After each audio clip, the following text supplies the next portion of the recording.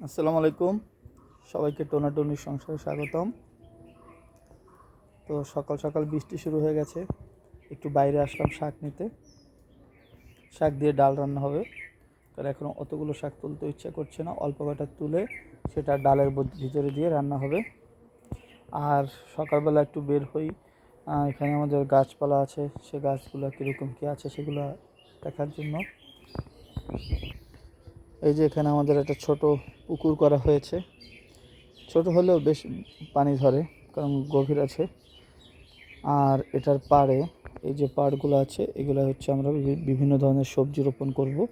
তো অলরেডি কিছু সবজি রোপণ করা হয়েছে, সেগুলো আপনাদের একে একে দেখাচ্ছি কী কী করেছি। তো এইখানে দেখতে পাচ্ছেন পুঁই শাক হয়েছে বেশ। তো এখানে পুঁই শাকে কোনো সার টার দেওয়া হয়নি, যেরকম প্রাকৃতিক সেরকমই। এই একটা, দুইটা, তিন, চার, পাঁচ, ছয়, সাত, আটটা গাছ হয়েছে। আর এখানে একটা ইচ্ছা হয়েছিল, কিন্তু এটা হয়নি পুরোপুরি, মনে হয় মারা যায়নি, কিন্তু যাবে। তো গাছগুলো বৃষ্টির পানিতে একদম ফ্রেশ অবস্থায় আছে। এই যে দেখতে পাচ্ছেন, এই পুঁই শাকের যদি চচ্চড়ি করা হয় খুবই ভালো লাগবে খেতে। সিম গাছ, এই যে এখানে বীজ রোপণ করেছিলাম, আজকে বের হয়েছে এটা। আর অলরেডি এ পাশে বেশ বড় বড় কিছু গাছ হয়ে গেছে, এই একটা, আর এই পাশে একটাই বড় গাছ। আর ওই পাশটা এখন যেতে চাচ্ছি না, বৃষ্টিটা কাদা কাদা হয়ে গেছে। ওইখানে ডাঁটা শাক লাগানো হয়েছে। আর এই পাশে দুটো গাছ আছে, ওইখানে ওইটা হচ্ছে চাল কুমড়া গাছ। জুম করলে হয়তো একটু দেখতে পারবেন। হ্যাঁ, এই যে চাল কুমড়ো না, সরি, মিষ্টি কুমড়া গাছ। আর তার পাশে বসে মরিচ গাছ আছে। আর ওই মাথায় ওইখানে কলমি শাক আছে আমাদের অনেক। তো এখানে অনেক কিছুই করা হয়েছে। আর এই পাশেও কিছু আছে, সেটা বেশি একটা ভালো হচ্ছে না। এখানে আমাদের একটা নয়নতারা গাছ আছে, এই গাছটায় সব সময় ফুল ফুটে থাকে, কোনো সময় ফুল ফোটা মানে বন্ধ হয় না।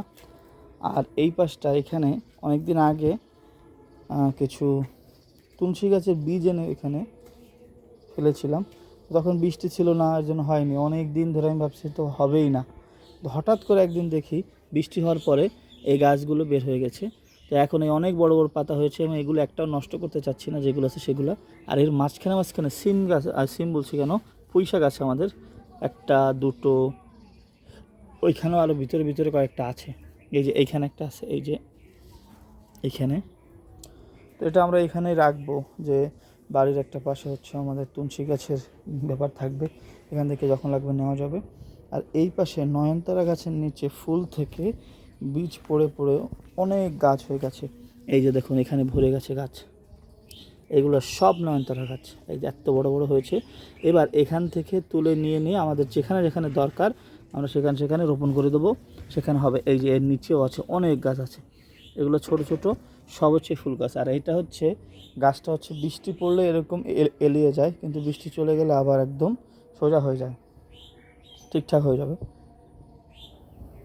এইখানে আমাদের পেঁপে গাছটা আছে, এটা আমার লাগানো প্রথম পেঁপে গাছ, কিন্তু দুর্ভাগ্যবশত এটা হচ্ছে আপনার পুরুষ পেঁপে গাছ। এই যে ফুল ফুটে গেছে, এতে পেঁপে তেমন একটা হবে না। এই ডালের মাথায় মাথায় যদি দু চারটা পেঁপে হয়, কিন্তু এর থেকে সেরকম পেঁপে আশা করা যায় না। গাছটা আমার বাবা বলছিল কেটে ফেলতে, কিন্তু এখনও কাটিনি, যেহেতু প্রথম গাছ আমার এটা। তো এটা হতে থাকুক, দেখি কি হয়। হয়তো বা বেশ দুই চারটা হয়তো বা পাবো, এর বেশি পাবো না। আর এই পাশে আছে আমাদের শিউলি ফুল গাছ, শিউলি ফুল আমার অনেক পছন্দ। তো এখানে শিউলি ফুল গাছ আছে। এই গাছটা তেমন বড় হয়নি, দুটো গাছ একসাথে রোপণ করেছিলাম। আপনারা হয়তো আমাদের পুরাতন ব্লগ যারা দেখেন তারা জানেন। এইখানে একটা আছে, আর বিল্ডিংয়ের এই পাশে একটা আছে। এই গাছটা খুব বড় হয়েছে, কিন্তু ওই গাছটা কেন জানি অতটা বড় হয়নি। এই গাছটা কিন্তু হওয়ার কথা ছিল, কিন্তু ওইটাই বেশি, কারণ ওটার নিচে অনেক ভালো মাটি আছে, কিন্তু এখানে কিন্তু বেশটাই বালি শুধুমাত্র। তাই এই গাছটা অনেক বড় হয়েছে, এখান থেকে শিউলি ফুল ফুটলে এখানে পড়লে খুব ভালোই দেখাবে। আর এই পাশে আমাদের মানি প্লান্ট আছে কিছু। আর এইখানে হচ্ছে আমি ওই নয়নতারার ওখান থেকে ছোট ছোট গাছ তুলে এনে এটার ভিতরে, টবের ভিতরেই করেছিলাম। তো এইটাই হয়েছে তিনটা, এই যে তিনটা দেখতে পাচ্ছেন। এটাই আরও লাগিয়েছিলাম, কটা মরে গেছে, আর দুটো আছে, তাও বেশি বড় হয়নি। এটাই আবার মাটি চেঞ্জ করে দিয়ে তারপর করতে হবে। আর এইটাই হয়েছে 4টা বেশ বড় বড় গাছ হচ্ছে। এই গাছগুলো হলে অনেক ভালোই লাগবে দেখতে। এই যে মানি প্লান্ট, নয়নতারা।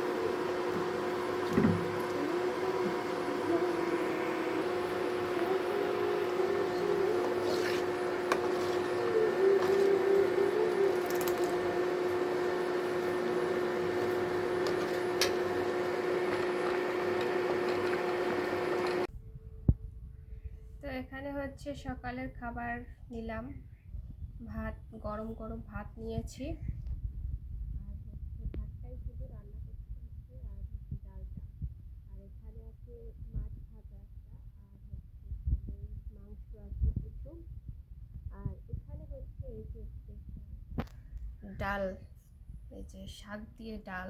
এটা দেখতে যতটা সুন্দর, খেতেও ততটাই সুন্দর, কিন্তু খুবই টেস্ট লাগে এটা খেতে, অবশ্যই খেয়ে দেখবেন। শুধু লাস্টে একদম শাকটা দিয়ে দিলেই হবে আর কি, ডালটা হয়ে যাওয়ার পরে। তো দেখতে খুবই ভালো লাগে, হলুদ সবুজ, আর খেতেও কিন্তু অনেক টেস্ট হয় এটা, আমি অনেকবারই খেয়েছি। তাই হচ্ছে আমি যখনই ডাল রান্না করি তখনই এটা এভাবে শাকটা দিয়ে দেই আর কি।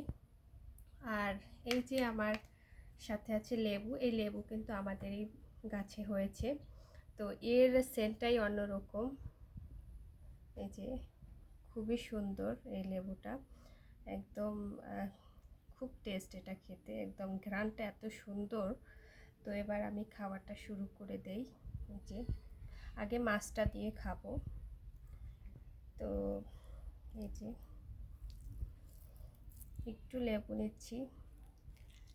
তো খাবার সময় আমি সব সময় একটা লেবু পেড়ে এনে তারপরে হচ্ছে খাই, বেশ ভালো লাগে আমার কাছে। গাছ থেকে পেড়ে এনে খাওয়া, এর মানে অনুভূতিটাই আলাদা। বিসমিল্লাহ। লেবুটার ঘ্রাণই এসে খাওয়া হয়ে যায়।